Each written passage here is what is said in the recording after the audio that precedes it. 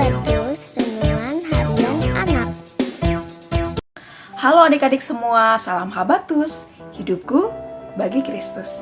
Ya adik-adik, sebelum kita beraktivitas pada pagi hari ini, mari kita awali dengan sama-sama membaca sebagian dari firman Tuhan dan kita belajar supaya sepanjang hari ini kita dipimpin oleh Tuhan dalam melakukan aktivitas kita.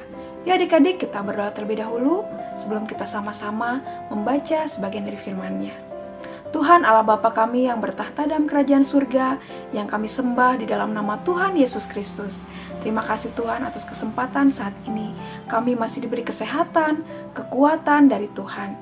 Kiranya Tuhan lewat pembacaan Alkitab pada saat ini memampukan kami untuk melakukan perintah Tuhan dengan taat dan setia. Kiranya Tuhan saja yang menjadi penolong kami. Terima kasih ya Tuhan, hanya di dalam nama Tuhan Yesus Kristus kami mengucap syukur dan berdoa. Amin. Adik-adik, yuk hari ini kita akan baca dari kitab Markus pasal ketiga ayat 7 sampai ayat 12. Kita akan baca keseluruhan ayatnya. Di Markus pasal 3 ayat 7 sampai ayat ke-12. Yesus menyembuhkan banyak orang.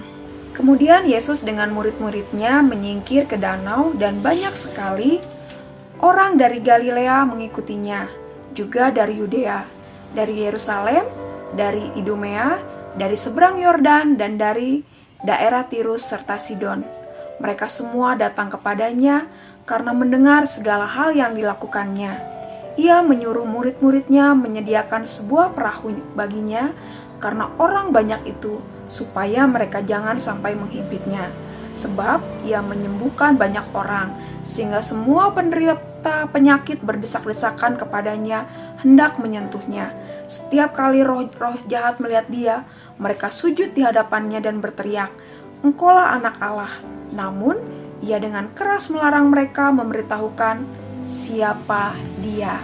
Nah, adik-adik di sini bagaimana kita sudah membaca atau kita melihat bagaimana Tuhan Yesus menjadi pusat perhatian dari banyak orang.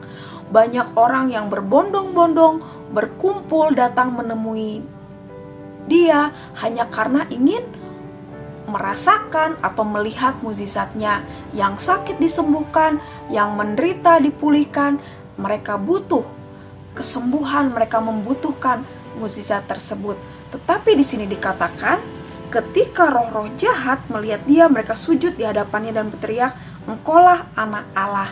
Di sini roh-roh jahat juga mengakui bahwa Tuhan Yesus adalah Tuhan yang berkuasa, yang sanggup melakukan banyak mukjizat. Tetapi Tuhan Yesus dengan keras melarang mereka memberitahukan siapa dia atau memberitahukan identitas Tuhan Yesus.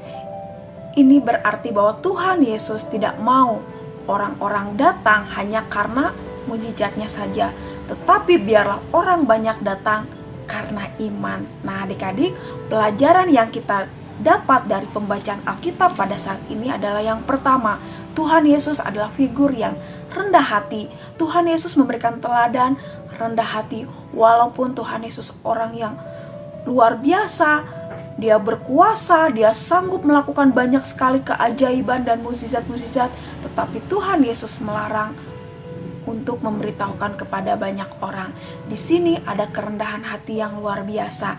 Dan pelajaran yang kedua adalah mari kita datang kepada Tuhan bukan hanya untuk mukjizatnya saja, bukan hanya untuk berkatnya saja, tetapi mari kita datang kepada Tuhan dengan kerendahan hati kita, dengan ketulusan hati kita, dan dengan iman kita.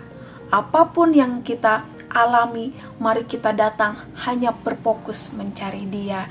Nah adik-adik, secara sederhana mungkin kalian di sekolah, kalian menjadi anak yang pintar, kalian memiliki banyak prestasi. Marilah kita menjadi anak-anak yang tetap rendah hati, tidak sombong, dan bisa menjadi berkat bagi teman-teman.